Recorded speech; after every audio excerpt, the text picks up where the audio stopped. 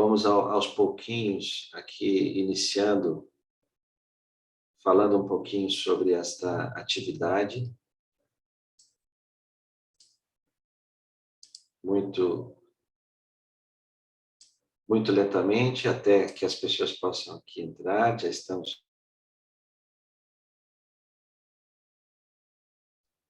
tentando acompanhar a lista de participantes, para ver se nós já estamos com as pessoas inscritas. Já logo em seguida fazemos a introdução inicial e passamos a conversar um pouquinho sobre esta atividade, sobre este workshop. É o workshop que nós estamos chamando de Workshop 1, intitulado Oportunidades a partir do projeto Fastem Vita. Em seguida, eu já faço uma pequena contextualização. Mas enquanto as pessoas vão chegando, eu vou aqui controlar o horário. Nós estamos a 4 minutos, mais ou menos. 4 minutos passados aqui da hora marcada. 5 minutos talvez seja a nossa tolerância para as chegadas. E é claro que as pessoas vão chegando, vão se conectando e, na medida do possível, participando. Existem aqui, para uma questão de controle, né, do workshop, algumas pequenas regras de participação, de intervenções. A Júlia é a nossa coordenadora aqui desse workshop, então ela vai aos pouquinhos aqui dando alguma instrução para que as pessoas possam se manifestar, possam participar.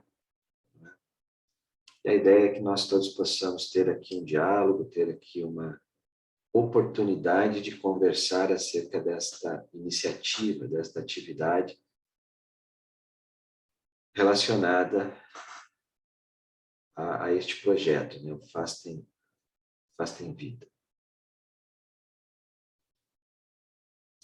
Eu já chamo a atenção aqui para o primeiro recado da Júlia, né? A Júlia colocou aqui no chat, por favor, para aqueles que não tiveram a oportunidade de ler, vou pedir para a Júlia repetir por conta das entradas, Júlia. Às vezes as pessoas não ficam com o histórico no cache, né? Então, a Júlia está informando aqui que aos participantes, né, pedimos para emissão de certificado, aqueles que responderam o formulário de inscrição após as 14 horas de ontem, a gentileza aqui do preenchimento do link. Então, ela coloca o link aqui, ela já está repetindo novamente, né, Júlia? Ótimo. Já fica... Ou aqueles que não preencheram, claro, obviamente. Muito bem. Acho que já podemos dar aqui um início, né? Podemos dar início aqui a esse workshop. Bom, vamos lá então. Um enquadramento muito rápido, pessoal. Nós estamos diante, então, de um projeto relacionado a uma instituição aqui conhecida como Inesc P&D Brasil. Muito rapidamente, vou aqui falar algumas palavrinhas sobre o Inesc P&D Brasil. Essa instituição é, digamos assim, a associação de universidades públicas brasileiras. Nós estamos falando de uma associação privada sem fins lucrativos, cujo figurino jurídico é uma pessoa jurídica coletiva de universidades públicas dedicadas especificamente nessa instituição à pesquisa nas áreas tecnológicas. Então, trata-se de um instituto, não é? Que nós aqui chamamos de Instituto de Engenharia de Sistemas e Computação, Pesquisa e Desenvolvimento do Brasil, que nós intitulamos INESC P&D Brasil, e que, em especial, este ano, de 2022, está completando 10 anos de atividade no Brasil. Não é? Vale salientar que o figurino jurídico é composto de universidades públicas brasileiras e conta com associados internacionais. Então, há aqui a composição também, ou a participação direta do Inesctec Portugal, não é? E o Inesctec Portugal traz um conjunto de universidades públicas portuguesas que se associam a este ambiente coletivo de pesquisa que nós conduzimos, não é, há 10 anos aqui no Brasil. E, é claro, esta parceria entre universidades também conta com o apoio, e, em especial neste projeto, com a FAPESC, que é uma das entidades participantes aqui neste projeto, não é? É a financiadora de atividades deste projeto Fastem Vita, e criou aqui as condições, nos ajudou a criar as condições para se trabalhar oportunidades a partir desta iniciativa Fastem Vita. A iniciativa Fastem Vita, ela foi instituída, foi lançada como uma forma de coordenar os esforços das universidades frente à pandemia do Covid-19. Então, lá em 2020, quando nós fomos assolados a esta condição, tivemos aqui a orientação por meio do INESC Brasil de unir as universidades para poder dar alguma resposta à sociedade em elementos que pudessem ser importantes no combate à pandemia. Tivemos aqui, claro, muitas entidades envolvidas nessa iniciativa, e eu destaco hoje, obviamente, a FAPESC, a Fundação de Amparo à Pesquisa e Inovação do Estado de Santa Catarina, por ter sido uma das entidades que nos brindou com algum financiamento para que essa iniciativa pudesse chegar a bom porto. E hoje nós estamos aqui para conversar um pouco sobre aquilo que foi desenvolvido, aquilo que está em desenvolvimento, embora nós já estejamos numa fase bastante adiantada e mais arrefecida, talvez, da pandemia, ainda vivemos alguns aspectos ligados à própria pandemia, e a iniciativa não para, obviamente, porque as universidades têm muito para contribuir com a sociedade nesse campo tecnológico, com estas atividades que nós podemos realmente imprimir no campo social. Não é? Sem muitas mais palavras neste campo mais institucional, né? Eu já iniciaria, então, aqui o workshop, chamando um dos nossos coordenadores da iniciativa, não é? O professor José Gilmar, que conduz uma parcela importante desta iniciativa e que fez assim um esforço bastante grande dentro desta área. O professor José Gilmar é o atual coordenador da área de biomédica do INESC P&D Brasil. Ele se dedica a temas ligados à saúde, obviamente no campo tecnológico, né? E coordena, dentro do conjunto das 12 universidades que fazem parte hoje da Associação INESC Brasil e das 21 universidades que fazem parte da rede INESC Brasil, coordena esforços na área de saúde, vinculados não só a essa iniciativa, mas também a outras que fazem parte do contexto do INESC Brasil. Então, já passaria rapidamente a palavra para o professor José Gilmar, e logo em seguida, no desenvolver aqui do workshop, nós teremos o professor Shigeaki Lima, da Universidade Federal do Maranhão, não é? Também trazendo aqui alguns aspectos ligados a esta iniciativa, um debate aberto aqui para que nós possamos conversar acerca desta condição e também uma apresentação dos próximos passos ligados a este ambiente, a esta iniciativa que nós conduzimos com tanto carinho dentro do seio das universidades. Professor José Gilmar, por favor, fique aqui à vontade, deixe-me ver aqui se já tenho você. Bom dia a todos, me escutam? Alto e claro. Pronto, então eu vou falar aqui um pouquinho, pessoal, sobre a visão geral, não é, do projeto Fastem Vita e dos resultados que foram alcançados até o momento, não é? Essa parte aqui, na verdade, o professor Mauro já acabou falando, né? Então acho que seria repetitivo falar, né, seria um pouco meio que da contextualização de como o projeto Fastem Vita começou, né, e do objetivo, né? Mas só contextualizando um pouquinho, né, ele, como o professor Mauro mesmo comentou, né, o projeto ele começou, né, em resposta à crise causada pela pandemia, né, de Covid-19, e principalmente na época em que o projeto ele foi pensado, né, iniciou, a saúde era de longe o setor que tinha sido mais afetado, né? Então a gente tinha um contexto de um aumento muito expressivo na demanda por atendimento e principalmente atendimento especializado, né, ou seja, atendimento de UTI, né, e de leitos de maior complexidade, além de problemas também na cadeia de suprimento de insumos e equipamentos, né? Acho que um dos que ficaram mais em evidência, né, foi o ventilador mecânico, né, que tinha uma demanda muito alta e não tinha como encontrar fornecedor, porque a pandemia não assolou só o Brasil, foi o mundo inteiro, e principalmente a China, né, que sempre foi um fornecedor muito forte dos insumos, ela também sofreu bastante e por um grande tempo não conseguia dar vazão, né, à demanda que foi gerada.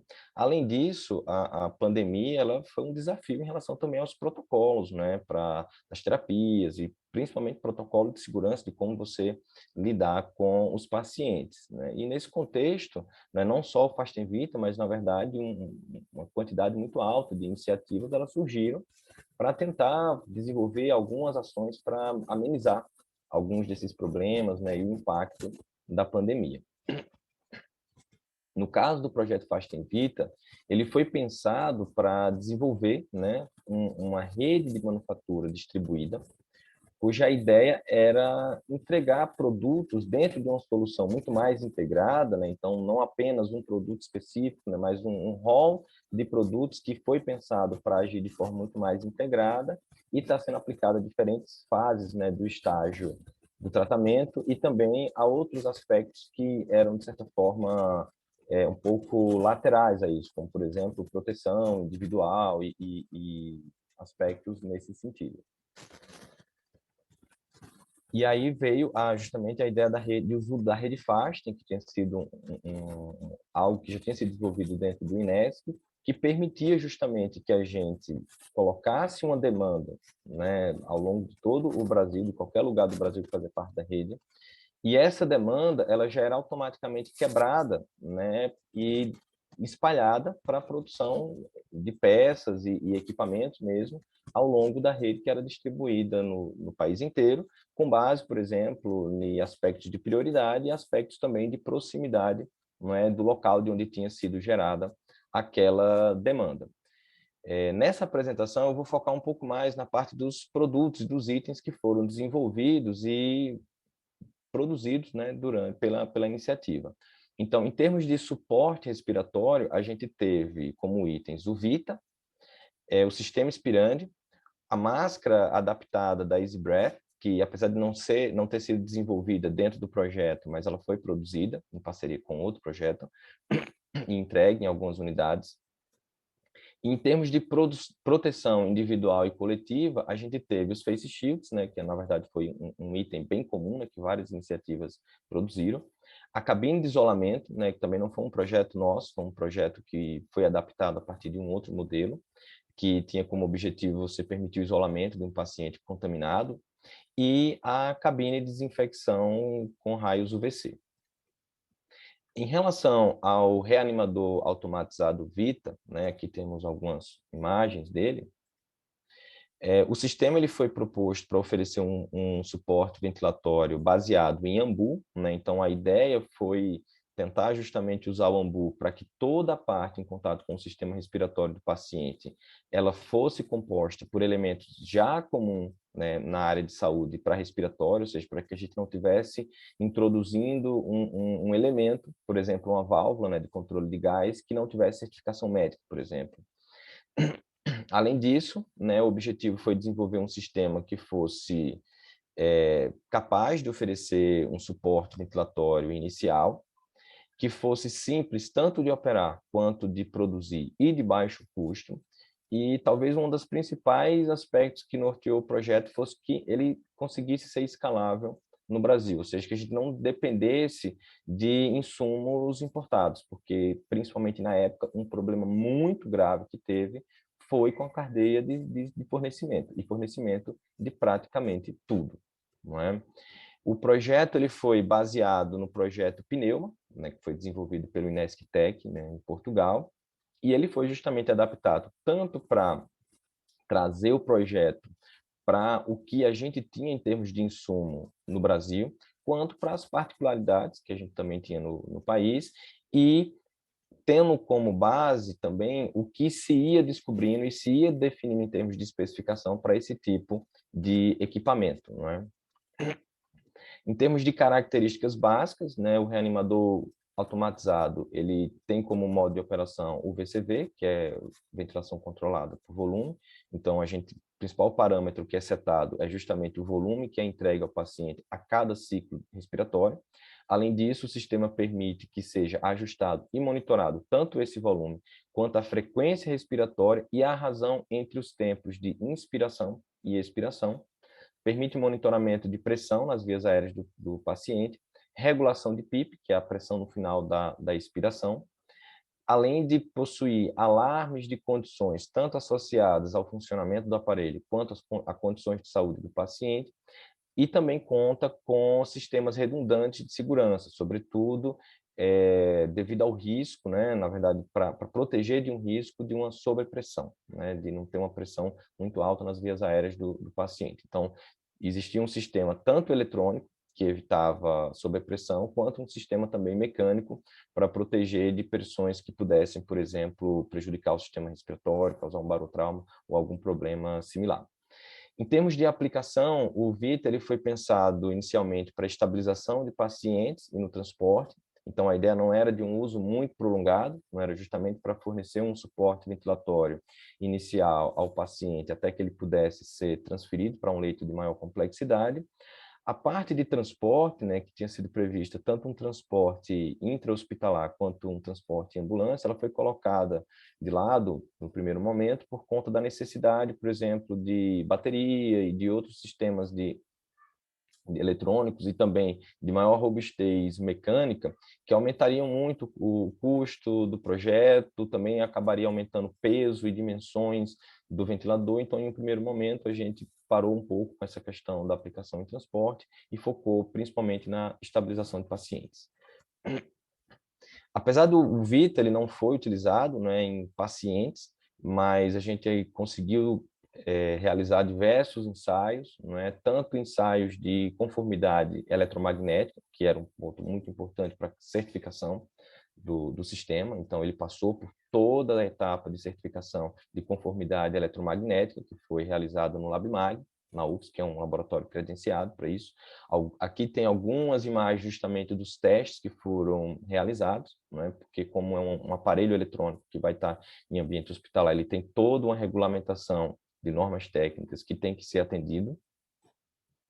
Também foram realizados diversos ensaios de desempenho funcional, né? Os primeiros foram realizados no Hospital São Lucas, né, na PUC, no Rio Grande do Sul, né, por equipe médica, né, e foi extremamente importante até para dar uns feedbacks e propor algumas modificações no projeto original. Também foram realizados experimentos no LabMec e LabMAF da UFG, e foram também realizados muitos experimentos e muitas avaliações no Centro de Simulações e Práticas na UFES, né, de Lagarto, né, em Sergipe. Aqui essas imagens, na verdade, elas são todas dos testes que foram realizados aqui na UFES em Lagarto. Foram testes que avaliaram principalmente o desempenho em termos de entrega daquilo que era pretendido do sistema. Então, se ele de fato estava entregando o volume que estava dizendo que estava entregando, se a frequência respiratória estava sendo respeitada e se a razão entre inspiração e expiração também estava sendo respeitada. Também foram realizados testes em vivo, né, especificamente em cachorro. Não é? Aqui tem uma imagem dos testes que foram realizados, né, especificamente no Hospital Veterinário do Maranhão, na UEMA. Eu não vou entrar em muitos detalhes aqui, porque o Shigeaki ele vai falar mais sobre essa parte na sequência dessa apresentação. Fazendo um sumário rápido, né, do projeto Vita, então, foram produzidas 6 unidades completas, né, em versões finais, 2 no Maranhão, 2 em Santa Catarina, 1 em Sergipe e 1 em Goiás. Em termos de testes, né, experimentos já realizados, foram realizados os testes de conformidade eletromagnética, desempenho funcional e desempenho em vivo. E, atualmente, a gente vem trabalhando em um sensor de fluxo, né, no contexto de um projeto de iniciação científica.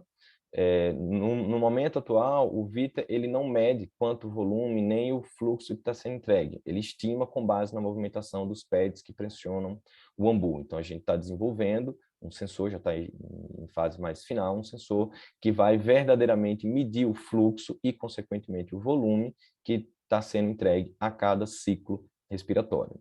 Além disso, estão sendo produzidas novas unidades, né, para permitir a realização de novos testes e a proposição desses novos testes, também associados a projetos de iniciação científica. Outro sistema que foi desenvolvido no projeto foi o sistema Spirante, que também tinha como objetivo suporte respiratório. E características básicas do sistema era um sistema baseado em CPAP a fluxo, então ele mantinha uma pressão contínua positiva nas vias aéreas do paciente, né, para justamente permitir estabilização alveolar de um paciente de média e baixa complexidade. E o sistema ele justamente permitia ofertar oxigênio ou uma mistura, né, de gás comprimido hospitalar e oxigênio ao paciente, permitia também regular essa pressão positiva nas vias aéreas do paciente, através de uma válvula de PIP. Acredito que vocês consigam ver o meu mouse, então é essa parte aqui, na válvula de PIP, que é uma válvula mecânica que permite a gente regular essa pressão.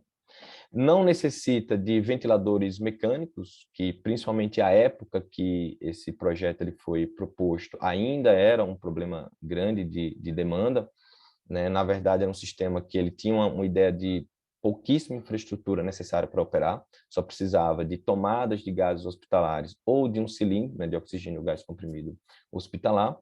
Promove uma ventilação não invasiva, né? Então o foco dela, né, o uso dela era em pacientes não intubados, como eu já tinha comentado, foco em paciente de baixa e média complexidade, e poderia ser utilizado tanto em UTIs quanto em enfermarias.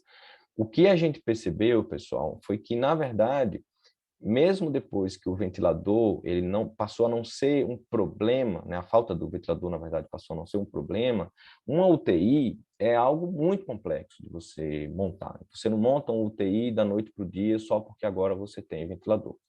Então, ofertar um leito de UTI, você demanda tanto profissional especializado, quanto uma equipe, na verdade, que já tenha um contato, já tenha uma certa dinâmica de trabalhar bem, senão a UTI não funciona bem. E o que acontecia era que você tinha um gap muito grande de terapias que você poderia ofertar ao paciente. Então, você tinha basicamente a cânula nasal e uma máscara de Venturi, né, que não promove estabilização alveolar, ela só traz um conforto, ajuda a oxigenar o paciente, mas um paciente que já está com problema respiratório mais grave, né, que já está com problema alveolar, ele não vai, de colapso alveolar, ele não vai estabilizar esse paciente. Então, você muitas vezes não tinha o que fazer a não ser aguardar o paciente piorar ao ponto de você intubar ele.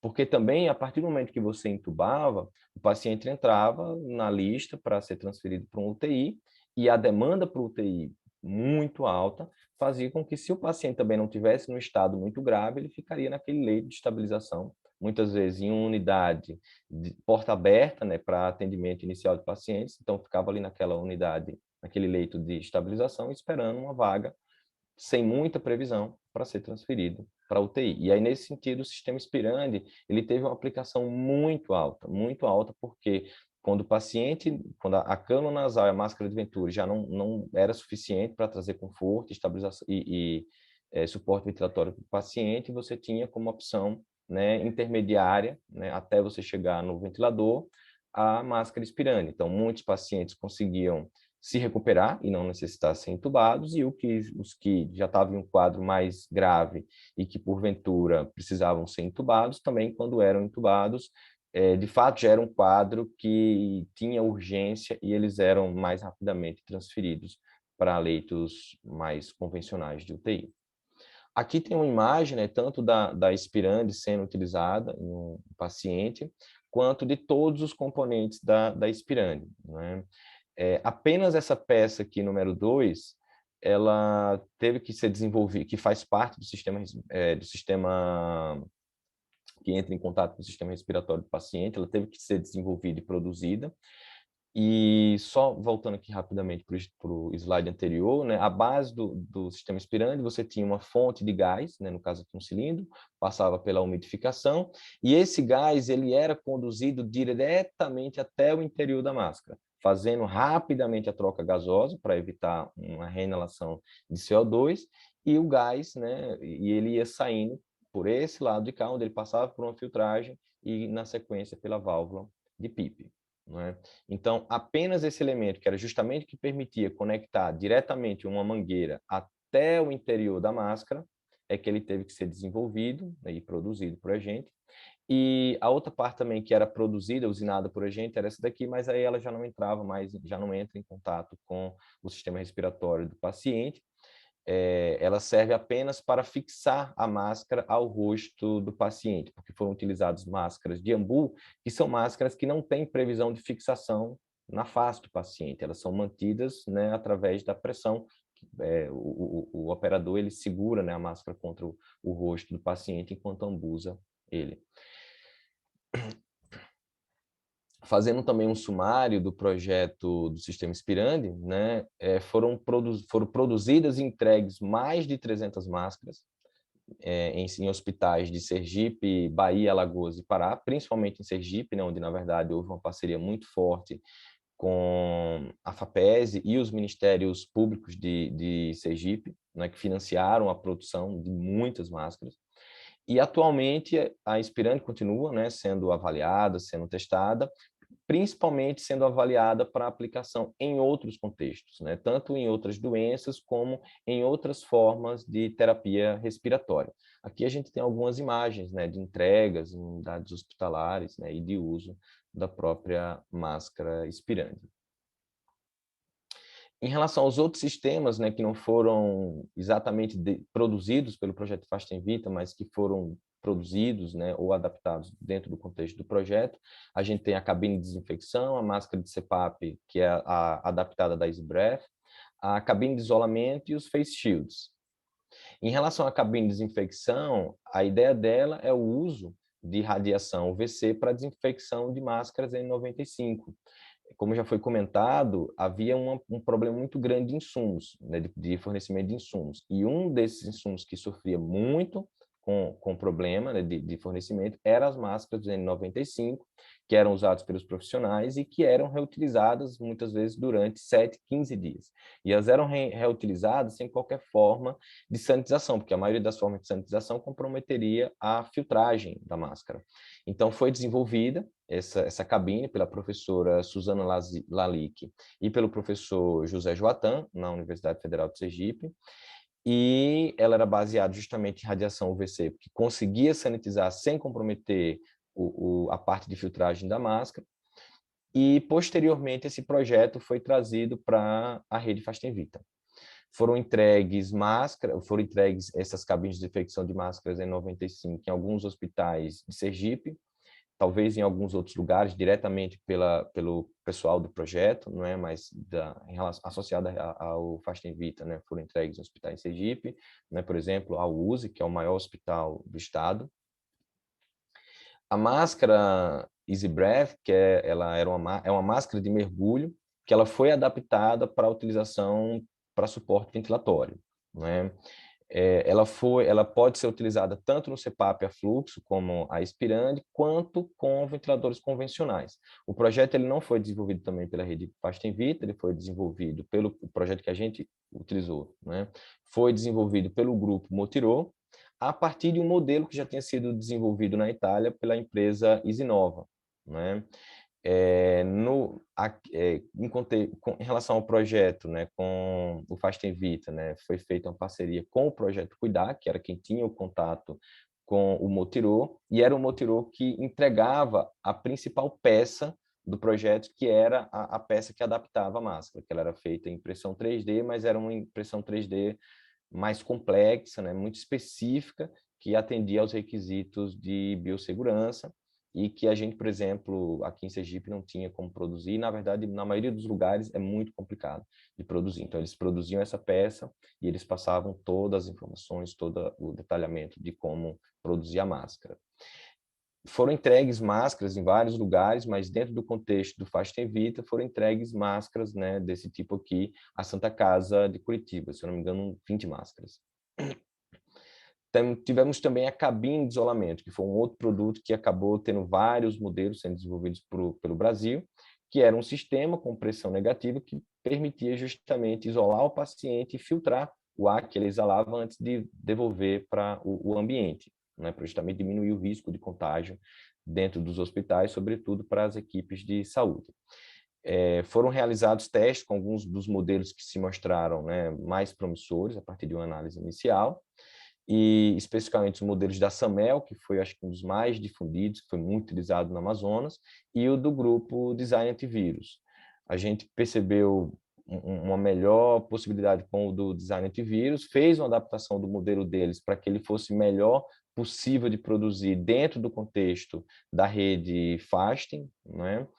E foram realizados alguns testes também para medição de pressões internas, para ver se ela de fato atendia os requisitos de pressão negativa suficiente para garantir que o ar estaria sendo filtrado ali dentro antes de ser liberado de volta para o ambiente.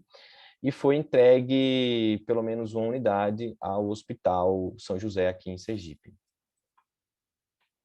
Em relação aos face shields, né, foi, acho que, um dos principais produtos que foram produzidos por diversas iniciativas, né, a gente também produziu, através tanto de máquina de corte, né, a laser, para fazer o corte da chapa de polímero translúcido, em geral acetato, e também de impressão 3D para a produção das peças mais estruturais. A gente fez, né, escolheu e selecionou e adaptou um modelo que fosse, inclusive, mais rapidamente produzível, né, principalmente a parte de 3D, porque, em geral, era sempre o gargalo desse tipo de iniciativa, né, a produção mais demorada. Foram entregues, né, unidades em Santa Catarina, que, se eu não me engano, também em Goiás e em outros lugares. Bem, pessoal, o que eu tinha para apresentar mais, pelo menos até o momento, era isso, né? Eu vou passar agora a palavra para o professor Shigeaki para dar continuidade à apresentação, e, na sequência, aí sim a gente abre a palavra para discutir um pouquinho, para tirar dúvidas e esclarecer coisas que, porventura, não tenham ficado claras, né? Eu agradeço já a presença de todos, né, e passo a palavra para o professor Shigeaki. Shigeaki, só uma coisa, você quer apresentar ou você prefere que eu ou a Júlia fique passando os slides? Você vai passando aí. Pronto. Certo? Então, bom dia a todos, obrigado também pela participação, espero que todos estejam me ouvindo, estejam bem. Bom, fiquei com essa parte relacionada às funcionalidades e uso, né, do Vita, pode já ir passando. Bom, então, eu coloquei de forma histórica, né, as primeiras versões, né, quando o projeto começa, lá em maio de 2020, encabeçado pelo INESC e PIB Brasil, a junção dessas universidades, né, para o desenvolvimento de um produto único, né, que pudesse atender no combate ao Covid-19. Então, a primeira versão, né, feita em acrílico, isso que o Gilmar já falou, né, com a finalidade de poder ser prototipado, né, tendo da rede Fastem Vita em todas as universidades. Então, a primeira versão, pode continuar.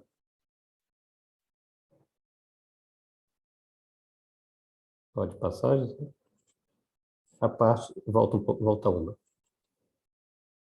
A parte da eletrônica, então, a princípio, um projeto de baixo custo, tendo o foco poder desenvolver na universidade, que os produtos estivessem no mercado e fossem de baixo custo. Então, essa é a primeira versão. Eu botei a versão 1.0 UFMA, porque teve algumas modificações que nós fizemos relacionadas aqui a essa plaquinha de desenvolvimento.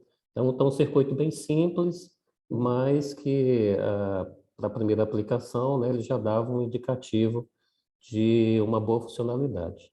Próximo. Já a versão 2, né, já bem mais estruturado, aí já começou os testes, pode passar.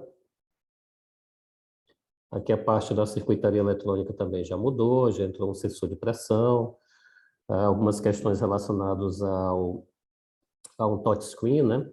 Aliás, uma membrana para toque, para acionamento, algumas modificações relacionadas ao display, né, e ao design, os alarmes, né, e outros pontos importantes para o desenvolvimento.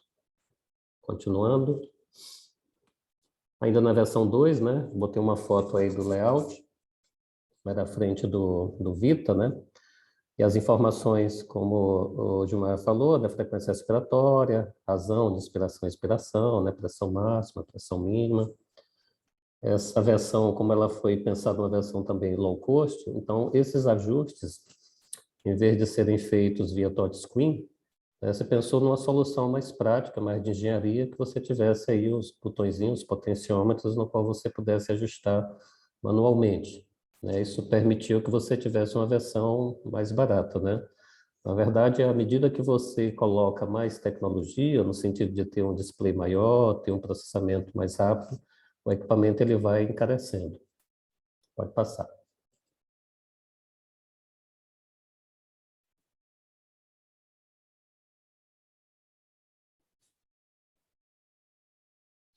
Aqui já ainda a versão 2, a parte de testes, né? O Gilmar já falou, pode passar.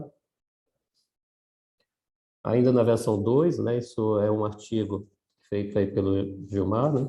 Federal de Sergipe, já com alguns dados de medição.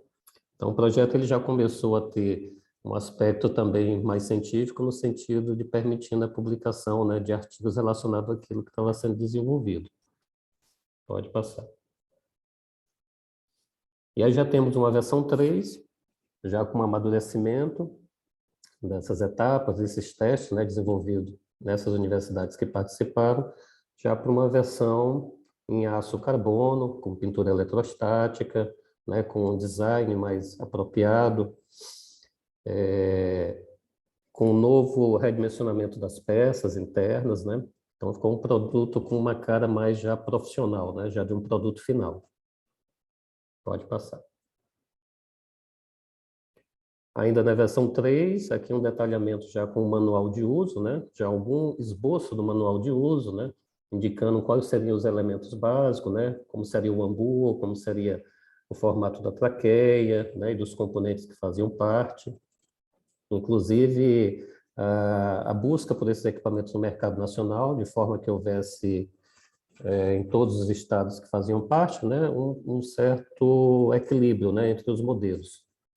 Aqui já à frente do Vita, né, com as informações necessárias, né, para o funcionamento, já definindo aqui os modos de operação, no caso do disparo assistido, disparo controlado, e outras modificações que foram sendo implementadas, né, isso envolvendo várias equipes, né, equipe de design, a equipe que elaborou a parte da ergonomia do equipamento, do produto, né, design de produtos, pode passar. A questão dos alarmes que foram implementados, né? O Gilmar falou, então tem uma série de alarmes, né? Tanto para o equipamento quanto para o paciente, né? Que já entrou já no manual de uso, né? Pode passar. E já aproximadamente, eu acho que em setembro, mais ou menos, de 2020, um edital que saiu pela FAP daqui, que é a FAPEMA, né? Foi um edital genérico, né? Voltado para soluções de combate à Covid, e nós fizemos uma proposta, né, já para o desenvolvimento, pensando já numa etapa um pouco fabril, né, no qual a gente tivesse etapas de desenvolvimento já bem estruturadas. Pode passar. O objetivo do projeto, né, que foi esse que eu falei, né, aqui são informações da proponente e tal. Então, a manufatura de atividades teve um foco que estava mais para execução, né, mais para engenharia do que para pesquisa, né, então, manufatura de unidades vida para uso em combate ao Covid-19 no Maranhão. Próximo. Objetivo estratégico do projeto, né, desenvolver um sistema. Só um minutinho que a tela ficou aqui no meio. Desenvolver um sistema de manufatura com capacidade de produção de peças para a fabricação dos ventiladores mecânicos, de forma otimizada e, consequentemente, montar, né, e distribuir esses ventiladores. Então, o objetivo específico, né, criar parcerias com empresas e governos, fabricar peças necessárias ao desenvolvimento do ventilador, montar o ventilador, realizar os testes de desempenho in vitro e em vivo, obter laudos de instituições credenciadas, né, e, com resultados positivos, distribuir os ventiladores fabricados para os hospitais públicos ou privados, né, onde sejam necessários. Então, foi o foco principal e os objetivos desse projeto. Continuando. Bom, aí já detalhes da parte de fabricação. Então, a carcaça em aço carbono. A carcaça ela foi desenvolvida de uma forma que permitisse uma montagem plug and play, né, da maior parte dos componentes, de forma que a gente tivesse uma facilidade na montagem e, principalmente no futuro, numa manutenção, né, de forma que ficasse fácil para aquela pessoa que fosse manutener fazer as substituições das peças quando tivesse alguma avaria. Próximo. A parte dos materiais que foram prototipados em impressora 3D, né? Então, toda a estrutura interna de suporte do bambu, os pads, né? O suporte dos pads, o suporte do motor, todos feitos prototipados em impressora 3D, utilizando o material mais simples, que é o PLA, que é biodegradável, né? Inclusive, isso entrou numa discussão aqui, a gente teve uma reunião dentro do hospital universitário, né? Era a questão depois da limpeza desses materiais, né? Porque são biodegradáveis, né? Se degradam com água, né? Mas acredito que são em todos os hospitais, você pode adaptar materiais específicos para se fazer a limpeza. Isso foi a primeira versão, porque o PLA é o componente dentro dos filamentos mais barato. Mas também pode ser produzido em ABS, por exemplo, que é mais rígido, né? Dá uma estrutura mecânica melhor. Em termos gerais, aproximadamente 1 quilo de PLA é o suficiente para você montar toda essa parte interna do equipamento. Próximo. Aqui é a etapa de montagem, então a gente tentou montar um setor fabril aqui com os alunos, né? Então você tinha uma equipe responsável só pela compra, né? Pela logística, compra dos equipamentos, dos materiais. Tinha uma equipe responsável pela montagem mecânica, apenas as partes mecânicas. Tinha uma equipe responsável pela montagem da eletrônica, especificamente, e tinha uma equipe responsável pela parte de testes, né, com o equipamento. Né, testar o firmware, testar o rádio, as funções, deixar em operação. Próximo. Aqui a parte já dos testes, né? Aqui é só um layout mostrando como foi feita as montagens, né? Já tentando demonstrar aqui um padrão já mais profissional, mais industrial, no qual todas as partes, cabeamento, né, isso foi tudo deixado pronto, né, como numa linha de montagem, de forma que a montagem fosse toda plug and play. E estruturamos também uma parte dos testes, né? Então, quais equipamentos elétricos, quais são os dispositivos que você deveria testar, quais eram os níveis ali de informação de tensão que deveriam ter, certo? Então, isso já ficou definido também nessa etapa. Teste de alguns sistemas, de alguns suportes, né, verificando fadiga, depois de uma série exaustiva de usos, né. A gente deixou um equipamento, acredito que foi quase uma semana, funcionando 24 horas, para ver quais áreas iam fadigar. Próximo. E aqui já é uma visão superior, né, dentro do nosso manual de montagem, né, indicando quais são as etapas iniciais, né. Então, você tem a montagem do motor, depois a montagem da parte mecânica, né, da fonte de alimentação, né? Mas para ilustrar, né, o processo de montagem. Próximo. Aqui já é uma foto final, né, da versão 3, mas tentou ilustrar aí todas as versões, né, da minha esquerda para a direita. Tem lá no cantinho a versão 1 em acrílico, e aí o desenvolvimento, versão 2, a versão 3 em laranja, no qual utilizava um determinado tipo de suporte de Ambu, e na versão 4 aqui já em azul clarinho, já com algumas melhorias nos suportes, né? Essa é a versão final que nós temos hoje aqui na Federal do Maranhão. Próximo. Testes com os equipamentos, a gente conseguiu, junto ao Hospital Universitário da Universidade Federal, um ventimeter, né, e um ventilômetro para fazer alguns testes de vazão. Esses são alguns ajustes que a gente ainda está desenvolvendo, né, para ver se a quantidade de vazão entregue estava dentro daquilo especificado, daquilo que a gente ajustava ali no potenciômetro. Próximo. Aqui com o ventilômetro, né, que é analógico, também pode passar. Continuando aqui os testes, né? Importante do equipamento que tem uma interface gráfica, né, e você pode ter os dados no computador, então era interessante para análises futuras, né? Próximo. Bom, aqui a questão dos apoiadores, isso aqui foi um evento de entrega desse produto, né, com a participação aqui da minha esquerda para a direita, tem o professor Oswaldo Saavedra, que é o diretor do Instituto de Energia Elétrica. Segunda pessoa é o professor André, que é presidente da FAP, da FAPEMA. A terceira pessoa é o professor Fernando Carvalho, é o pró-reitor da Agência de Inovação aqui da UFMA, eu. Logo depois, a única mulher no grupo, que é a doutora Joyce, que é a diretora do Hospital Universitário. Mais ao lado, com a camisa rosa, o professor Pacheco, ele representa hoje, ele está no governo do Estado, então foi representante institucional no Estado, né? E o último, o professor Aldo Tanaka, que é o diretor do Centro Tecnológico. Então, nós fizemos esse evento de entrega do equipamento, né, do produto final, com essas autoridades, né? Próximo. Bom, e daí, dessa entrega, houve um indicativo, né? Houve uma busca pelo Hospital Universitário da UEMA, né? Na parte eles têm um hospital veterinário, certo? E aí buscaram a gente para desenvolver um primeiro teste em vivo com animais, né? Então, o responsável lá, o professor Zé Ribamar da Silva Júnior, a Vanessa Luiz Fernandes, e foi feito esse trabalho.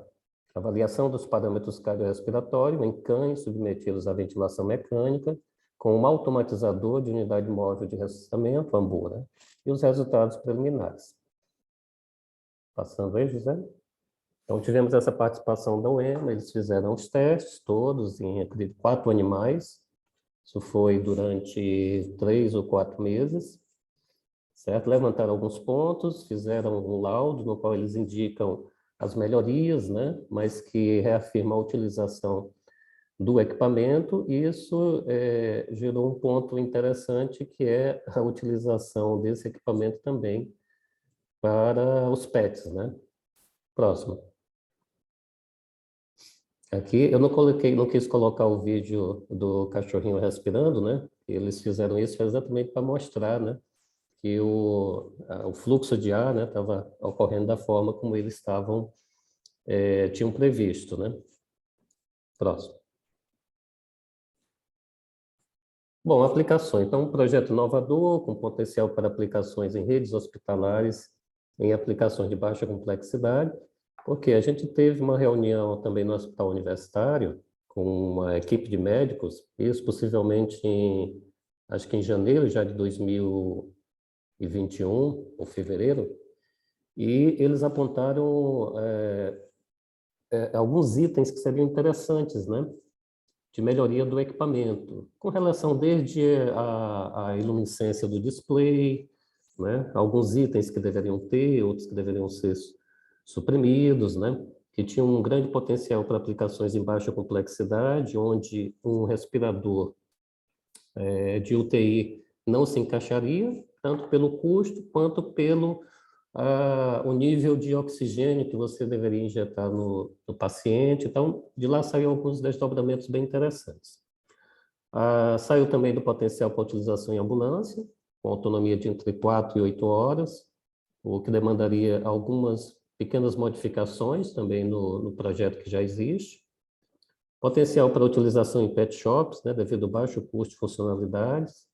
Isso a gente fez um levantamento aqui em alguns pets em São Luís, o custo, na verdade aqui tem uma ou duas só pets que você tem UTI, certo? As demais não tem, porque os custos são muito altos, né? Um respirador para uso em pet shop é mais ou menos o custo do que se usa em ser humano, de 50 a 100 mil reais. Então, esse seria uma aplicação também. Potencial para uso pediátrico, né? Contudo, necessitaria de mais estudos, porque não sei se seria utilizado um ambu pediátrico ou outra metodologia, mas os volumes são menores, mas essa foi algo que foi ventilado. Custo competitivo e fácil produção em escala. Então, o produto está de uma forma que ele pode ser prototipado em qualquer uma das universidades, né? Com os equipamentos, com os materiais e equipamentos existentes no mercado. O projeto ele caminha para uma versão já 5.0, né? No qual há o disparo assistido, né? Medição de vazão, entre outras funções que a gente tem observado e que devem ser melhoradas, mas o qual não modificam, né, a versão inicial, ou seja, a versão que está pronta, a versão 4.0, ela atende. E o último desdobramento foi uma iniciação científica entre 6 meses e 1 ano, com o pessoal lá da UEMA, da veterinária, né, que querem fazer testes mais minuciosos, possivelmente em 10 a 20 cães, certo? Um trabalho que para a gente seria de muito bom grado, né, que trariam informações muito mais sensíveis, né, sobre a melhoria e desenvolvimento do equipamento. Próximo, João. Pronto, e é isso. Volta para agradeço novamente os que estão assistindo, né, e volta aí a palavra para o mestre de cerimônia.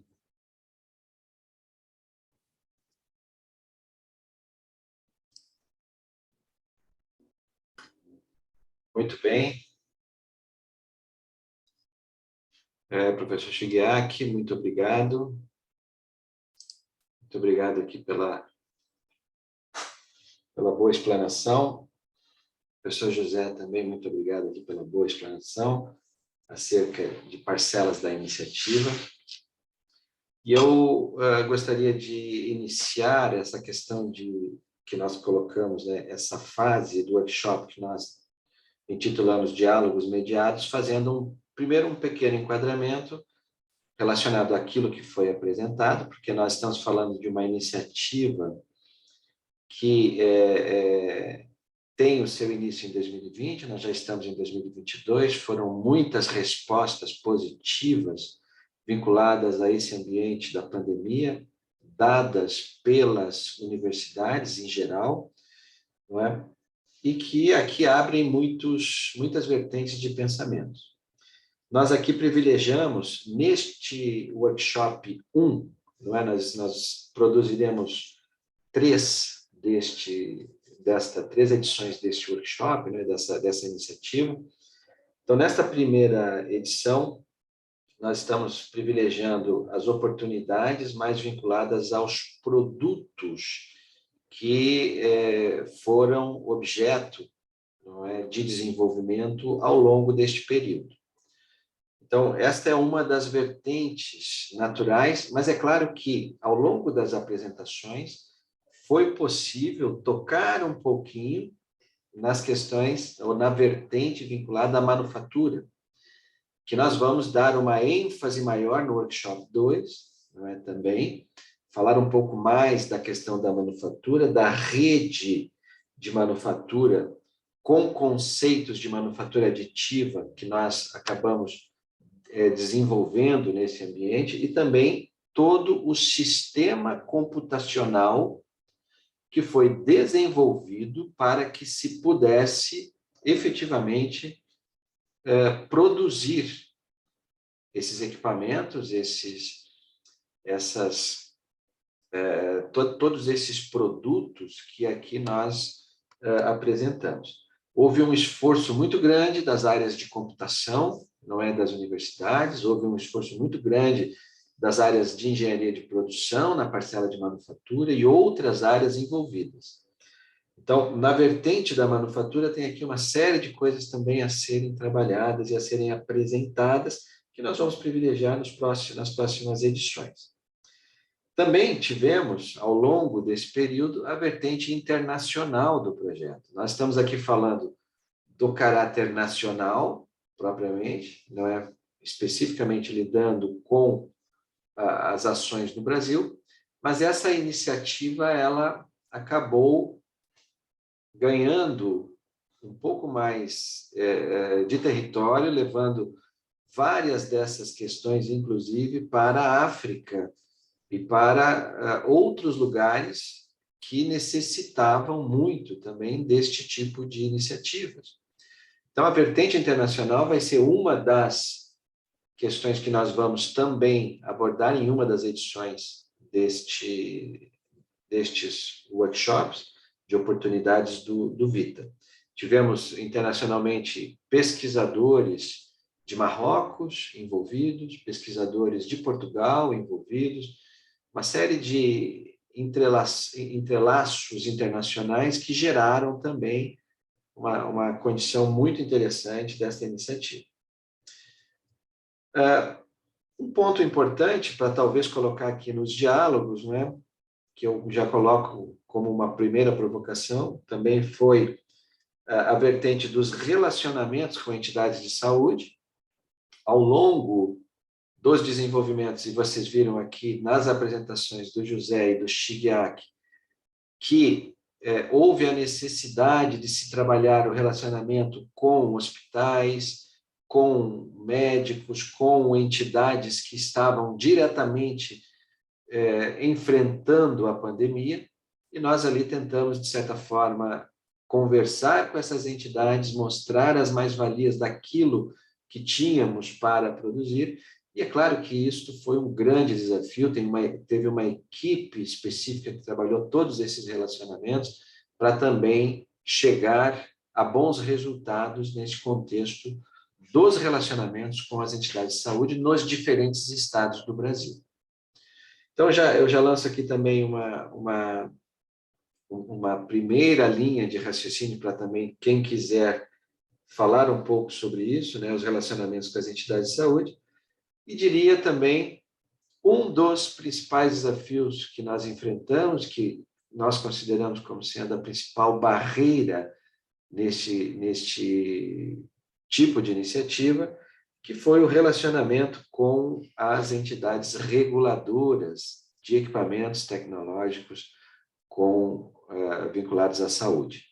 Existe, obviamente, uma grande preocupação das entidades reguladoras na hora de aprovar determinados equipamentos para serem utilizados em humanos.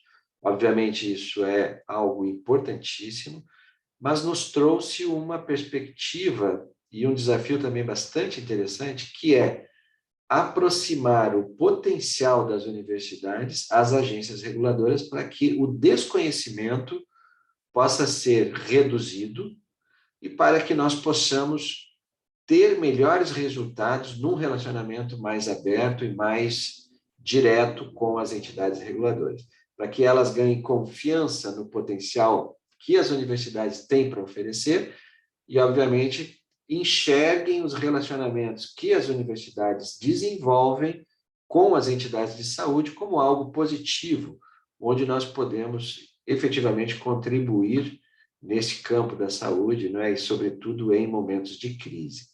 Isso também foi um grande desafio, foi uma barreira grande. Tivemos uma equipe também destinada a dialogar com as entidades reguladoras para que nós pudéssemos também poder colocar em prática determinadas ações, como foi o caso da Spirane, como foi o caso de outros componentes, equipamentos que nós desenvolvemos ao longo desta iniciativa. Muito bem. Dito isso, não é, eu tratei aqui de 5 vertentes, né, falei aqui um pouquinho sobre isso. tentando não esquecer diretamente de algumas vertentes importantes. Existem também, ou eu posso dizer assim, existe também aqui, obviamente, a participação de entidades que não foram citadas diretamente. Nós tentamos, de certa forma, tornar claro, mas todo o conjunto de universidades da rede Unesco Brasil, todo o conjunto de universidades associadas à Unesco Brasil, diretamente participaram deste processo. Nós chegamos, eu vendo a apresentação, me lembrei de todo o diálogo que tivemos com a Universidade Estadual de Santa Catarina, que participou conosco no design exatamente da caixa que receberia, não é, o Fastem Vita, né, que receberia o respirador. Então, foi tudo produzido dentro de determinadas condições relacionadas ao design. Os professores aqui da UDESC, de Santa Catarina, participaram bastante disso. Aqui na UFSC, muitos professores também participaram em diversas frentes desta iniciativa, e diversas outras universidades também participaram diretamente deste contexto. É difícil citar todos, é óbvio, mas a intenção aqui é que nós possamos ter a oportunidade de falar um pouco disso. Eu não queria deixar de citar toda a vertente de manufatura, com a computação, com a engenharia de produção, com todo o pessoal que veio colaborando também, não diretamente nos produtos, mas indiretamente para se alcançar os produtos, né, que foram aqui apresentados. Muito bem, diante disso, por favor, eu gostaria de ouvir aqui, de ver se alguém tem alguma dúvida, quer colocar alguma reflexão. A Júlia colocou dentro aqui no nosso chat, a Júlia colocou a possibilidade de a pessoa se identificar levantando a mão, pode colocar a pergunta também escrita no chat, ou pode abrir o microfone, falar um pouquinho. Fiquem à vontade, por favor, para que nós possamos dialogar e interagir aqui diretamente nesse contexto. Enquanto perguntas não surgem, eu vou aqui também fazendo algumas lembranças, né, relacionadas a todo o desenvolvimento, dado que também acabei acompanhando todo este processo, né, desde a sua origem até o momento. E é claro que foi possível, ao longo das apresentações, perceber que os desenvolvimentos não cessaram. Não é? Os nossos desafios primários eram, no momento da crise, buscar soluções de baixo custo, bastante eficientes, com materiais encontrados no Brasil, não é? Com determinadas restrições. O nosso problema era trabalhar esse contexto, não é? Então, todo o projeto foi desenvolvido, todos os projetos de todos os produtos foram desenvolvidos com essas premissas básicas, não é? De restrições de materiais, de facilidade de montagem, de uso das infraestruturas das universidades. As universidades possuem hoje muitos laboratórios capazes de produção, não é? De muitos componentes e equipamentos. Então, nosso objetivo foi maximizar também o uso das infraestruturas das universidades, para que as universidades pudessem dar a resposta, contribuir com esse contexto. Todas essas premissas foram colocadas na iniciativa, foram, de certa forma, trabalhadas nesse contexto para se alcançar os objetivos que foram alcançados e para desenhar próximos objetivos claros de continuação dos desenvolvimentos. Então, nós estamos exatamente numa etapa de abordar os próximos passos, de tornar mais robusta toda esta iniciativa, no sentido dos produtos ficarem ainda um pouco mais próprios para aplicação, e continuamos buscando vencer as barreiras com as autoridades de saúde, com os relacionamentos com os hospitais, etc., agora com mais tempo, para que isso possa, de certa forma, ser conduzido. Eu tenho aqui uma mãozinha levantada, não é? Por favor, fiquem à vontade. Professor Tarso, por favor.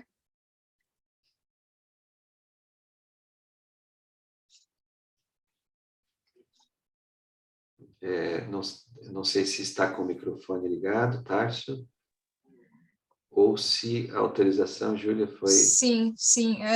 Todos os participantes podem abrir seus microfones nesse momento. Vocês me ouvem, gente? Agora sim, Tarso. Ótimo. Bom dia a todos, né? Falo aqui da Universidade Federal de Sergipe, participei do projeto, né, no início. E eu queria fazer uma pergunta, para provocar aqui uma discussão, que vai um pouco numa direção um pouco diferente do que vinha colocando o professor Mauro, mas eu vejo que é um viés importante também, relacionado com a continuidade.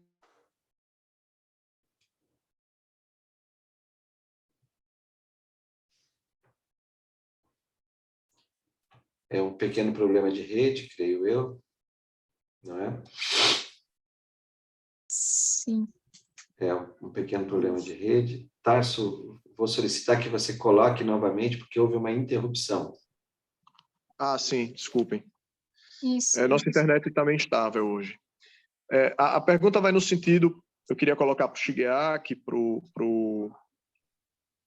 Gilmar e para os outros professores que eventualmente queiram se manifestar, né, que trabalharam no projeto, se existem ações que vêm sendo desenvolvidas ou projetadas para, né, a gente ter mais, ou alguns, mais dividendos acadêmicos relacionados com os produtos do próprio Fastem Vita, né? Se estão sendo aproveitados em pesquisas em outras áreas de biomédica, de enfermagem, de medicina, coisa do tipo, ou até mesmo nas engenharias. Tem sim, Tasso. Na verdade, principalmente agora que tipo, a gente não está mais naquela correria tão grande por causa da situação que a pandemia exigia, não é? A gente está tentando olhar mais para a parte científica agora dos equipamentos, do próprio projeto, tanto que a maioria das coisas que vêm sendo desenvolvidas agora, elas vêm sendo desenvolvidas dentro de projetos de iniciação científica ou iniciação tecnológica, justamente para também ter um olhar um pouco mais acadêmico, né? E aí tanto para a parte de engenharia, só para citar um exemplo, não é? O desenvolvimento do sensor de fluxo, não é? Tanto quanto para a parte de saúde, por assim dizer, né? Então, a gente tem projeto que está atualmente, né, em vigor com o pessoal da fisioterapia respiratória, não é? O próprio Shigeaki, né, que tem lá os projetos que devem também ter tanto em relação à própria engenharia quanto em relação ao pessoal das áreas de saúde, para permitir o desenvolvimento de novos, a execução, né, de novos experimentos, e o experimento justamente para gerar dado, né, tanto para conhecimento de fato do protótipo e também olhando de um ponto de vista um pouco mais científico, um pouco mais detalhado do que, de fato, os equipamentos eles são capazes de fazer, até mesmo para que a gente possa também enxergar outras utilizações do que foi feito, né? Por exemplo, algumas utilizações que eu nem tinha parado para imaginar no primeiro momento, mas que depois acabaram sendo citadas. Por exemplo, o uso do Vita para ensino,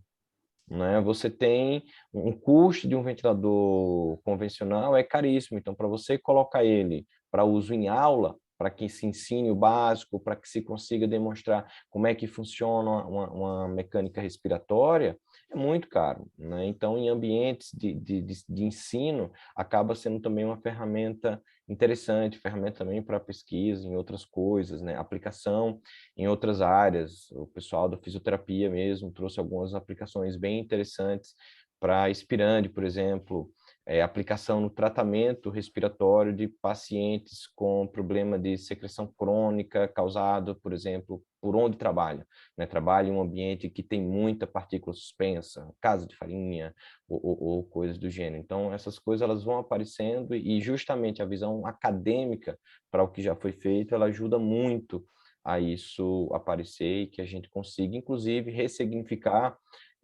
parte, não é, do projeto. Shigeaki, quer colocar alguma coisa? Não, era isso mesmo. Ezequiel lembrou aí da questão do ensino, né? Eu lembrei que essa reunião que a gente teve no hospital universitário, como grande parte são professores, né? Foi um ponto principal. Pô, isso aqui para aula é um espetáculo, exatamente por esses pontos aí que tu abordou, né? E a gente fez até um início, né? Na verdade, mas com esse período ainda que não está bem estável, né? De volta às aulas, para uma semana, volta de novo. A gente não começou, que era a gente iria repassar uma das unidades nossas aqui para um professor da medicina, né? E ele ia começar nesse período, possivelmente no próximo, né? Já a utilização de uma metodologia para utilizar este equipamento em sala de aula, né? Como é que ele vai utilizar ele, como é que ele vai explicar para os alunos e tal. Fora isso, a gente teve aqui outros projetos de iniciação científicas nessa linha, além desse com a própria Universidade Estadual, né? Que eles querem fazer isso um ano e pediram mais 2 unidades. A gente está desenvolvendo mais 2 unidades específicas para esse estudo. Teve outra relacionada aqui à questão de armazenamento, certo? Da especificação do tipo de armazenamento, das tecnologias, desenvolvimento de um circuito adicional mais voltado para a parte de eletrônica, né? Para poder fazer essa interface do armazenamento com a fonte corrente alternada, por exemplo. Teve um outro aqui que está em desenvolvimento, que é utilizar o termo atual de um dashboard, né, no qual essas informações que a gente tem do Vita ou dos Vitas, né, elas estão numa plataforma online, no qual o médico ou a pessoa que está fazendo a gestão consegue olhar cada um dos pacientes, né? Cada Vita é um paciente, né, especificamente. Então, são vários desdobramentos que vão surgindo, né, em função das múltiplas aplicações, né? Quando eu falei daquela questão do uso, só para o uso pediátrico, né? É um trabalho novo, né? É um desenvolvimento novo, né? A aplicação é totalmente diferente do que a gente tem proposto em função do grau de refinamento que teria que ter para o uso pediátrico, né? Então, assim, são várias coisas que têm surgido, né? E a gente tem tentado ir desenvolvendo, né? Ou na forma de iniciação científica, ou indo atrás de mais recursos, né? Como ele é um projeto a longo prazo, né? Ele, todo o tempo, você tem que ter aporte de recursos, né? Para dar continuidade. Excelente. Tarso, não sei se a resposta era esta, mas em princípio creio que se responde um pouquinho das dimensões, não é? Sim, sim, perfeito. Perfeito. Eu tenho aqui no chat o Ailton, não é? Vou ler aqui rapidamente, só para que... Bom dia, meu nome é Ailton, sou pós-doutorando no Laboratório de Nanotecnologia Farmacêutica Farmatec, vinculado à Faculdade de Farmácia da UFG, sob orientação da professora Eliana Martins Lima. E o Ailton está colocando aqui uma potencial utilização do Vita, pelo que eu compreendo, Ailton. Queres te manifestar, por favor? Fique à vontade. E eu logo em seguida comento as vias para que a gente possa concretizar essa condição. Bom dia a todos. Realmente, a gente estava montando esse sistema, né, para testar in vitro essa questão da nebulização de uma formulação que a gente está preparando, que é uma nanopartícula revestida com membranas celulares que vão tentar aí capturar o vírus, né, atrair o vírus para a nanopartícula e não para impedindo assim a infecção, né, de células ali do trato respiratório. E a gente está buscando aí simular o trato respiratório aí superior, e um desafio que a gente tem tentado transpor é justamente essa simulação, né, da inspiração e a expiração. A gente fez ali um sistema com um ambu manual, Só que a gente não tem um controle, né, do quanto está sendo ventilado ali, né, no sistema. Então, encontramos aqui no jornal da UFG uma divulgação do projeto e eu entrei em contato com os professores que estão colaborando, acho que, deixa eu rever o nome aqui, o João Paulo e o Roberto me responderam, né? Eles falaram, vai ter um workshop amanhã e tal, eu participando para conhecer e tentar casar aí o projeto com os nossos objetivos aqui também, né? Perfeito, Ailton. A iniciativa é muito bem-vinda. A iniciativa Faz Tem Vita aqui, a ideia é justamente essa, é criar oportunidades para que nós possamos interagir e apoiar este tipo de pesquisa que você está, inclusive, mencionando. O melhor caminho, creio que seja você conversar tanto com o João Paulo quanto com o professor Roberto Piedade, tá certo? Para nós operacionalizarmos isso. O professor Roberto tem uma forte atuação no Instituto, no INESC P&D Brasil, e poderá nos auxiliar a fazer chegar até vocês uma versão do Vita, para que vocês possam testar, possam trabalhar nesse contexto da pesquisa que vocês estão desenvolvendo. Certo? É muito bem-vinda aí a iniciativa, Ailton, e estamos sim abertos para colaborar nesse ambiente. Faça, por favor, um contato com o professor Roberto, e o professor Roberto estreita conosco, com aqui a equipe do projeto, uma forma de disponibilização de uma versão para você poder trabalhar dentro do contexto da sua pesquisa. Está certo? Obrigado aí. Muito bom, excelente. Aqui já geramos uma demanda importantíssima e já estou feliz só com esta demanda. Tenho mais alguma questão aqui? Gostaríamos que a Júlia colocando, né, Júlia? Isso. Quaisquer questões que porventura surjam, tanto agora ou depois, elas podem ser colocadas nesse questionário. Tem um campo para questões para a equipe. Todas as questões ali vão ser repassadas para a equipe e respondidas assim que possível. Perfeito. Bem, para que a gente possa respeitar o horário, eu estou vendo aqui, as pessoas estão um pouco tímidas hoje, não há problema. É só a primeira iniciativa, nós vamos ter outras e vamos poder conversar mais. E para aqueles que quiserem fazer questões mais diretas, como a Júlia colocou, podem sim fazer isso por escrito, né, para que nós possamos interagir com vocês. Dando sequência diretamente, né, vamos fazer aqui um ponto de situação e falar um pouquinho dos próximos passos, né, da iniciativa, sobretudo dando ênfase, inclusive, a toda essa nova etapa que hoje está sendo suportada, está sendo auxiliada aqui pela FAPESC, não é? Dentro desse contexto da iniciativa.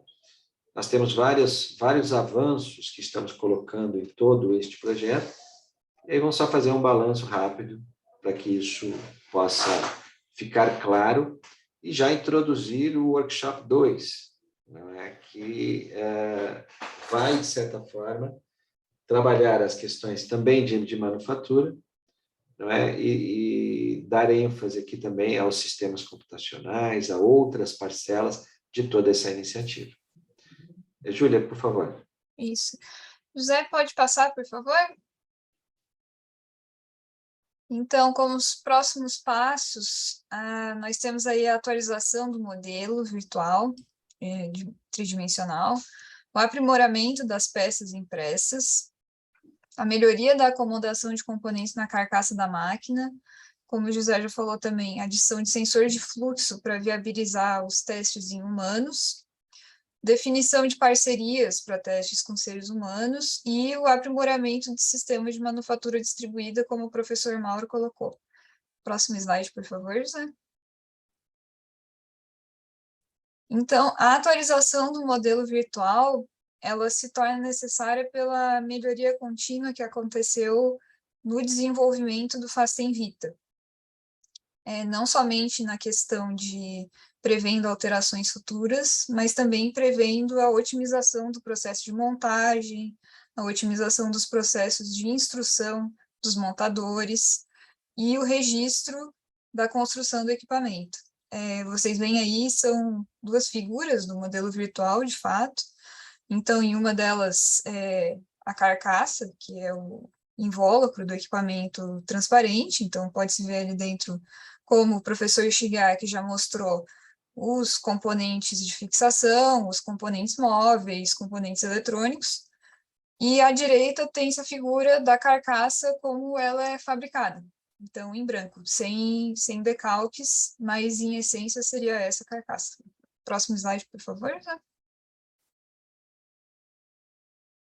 Aí, o segundo passo seria o aprimoramento das peças fabricadas por impressão 3D, que elas são indicadas aqui nessas figuras. Então, tem-se os suportes das válvulas, tem-se os braços do ambu, os pads, que são o que pressionam o ambu, suporte para as corrediças, o suporte para os sensores.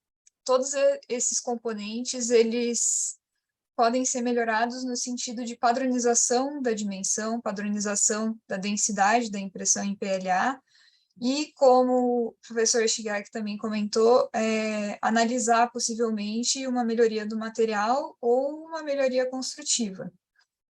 Próximo slide, por favor, Zé. E aí a melhoria da acomodação de componentes na carcaça da máquina, que também casa com aquela questão da atualização dos modelos tridimensionais.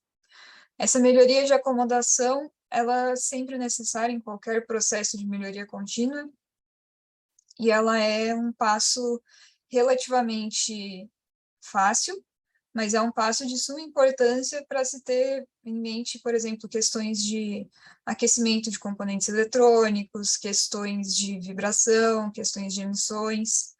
Então, também é um próximo passo. Próximo slide, por favor, José. E aí, por fim, a adição do sensor de fluxo para viabilizar os testes em humanos. Então, aqui tem-se uma ilustração bastante básica de como funcionaria isso. Então, na figura, no canto esquerdo abaixo, a gente tem a entrada do ar ventilado, que sai do ambu, que aparece no fundo da imagem. Na direita, acima, tem a saída do ar, que vai ao paciente, que não está conectado ali. E aí tem-se o sensor de pressão saindo do trecho onde fica o sensor de fluxo. Então, seria isso para viabilizar os testes em humanos, que também é um próximo passo. E como os outros dois passos serão tratados de forma mais aprofundada no próximo workshop, ficamos por aqui e agradecemos muito a participação de todos e contribuições. Isso, muito obrigada. Muito bom, muito bom. Muito obrigado, Júlia, muito obrigado a todos.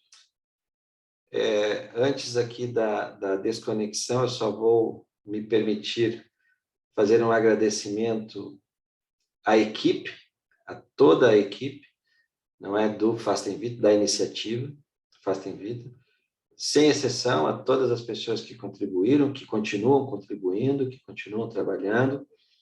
Em especial, vou citar um nome para que todos possam se sentir agradecidos. Vou citar aqui o nome do professor Rodrigo Braga, porque me recordo logo do primeiro momento de funcionamento do primeiro dispositivo que foi colocado num vídeo pelo professor Rodrigo Braga, na sua casa, trabalhando diretamente na iniciativa e nos dando uma alegria muito grande de que o projeto funcionava.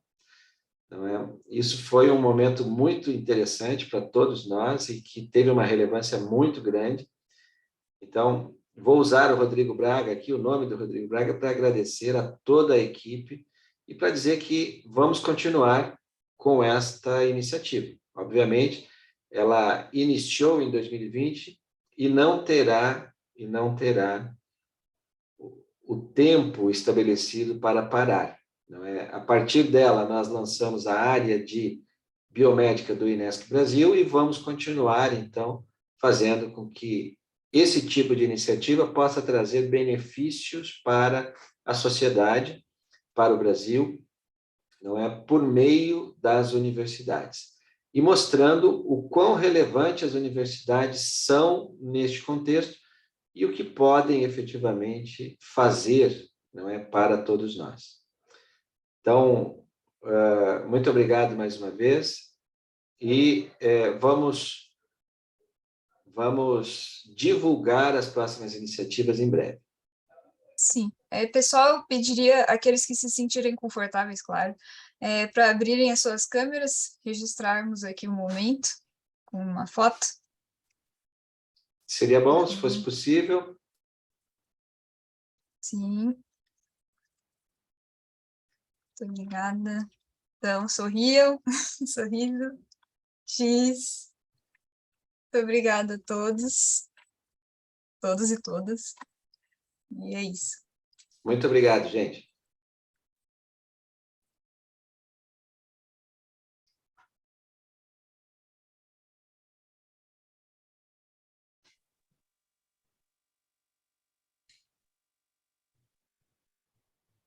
José, Chig, vamos conversar só um minutinho.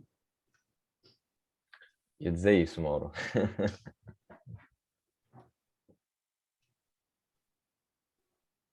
Mauro? Olá, Débora. Oi, Mauro. Oi, professores. Uma palavrinha, me permite, Júlia? Claro, por favor. Muito obrigada. Olá, professor Chiquiaki, professor Gilmar, professor Mauro, Tarso, professor Dantas,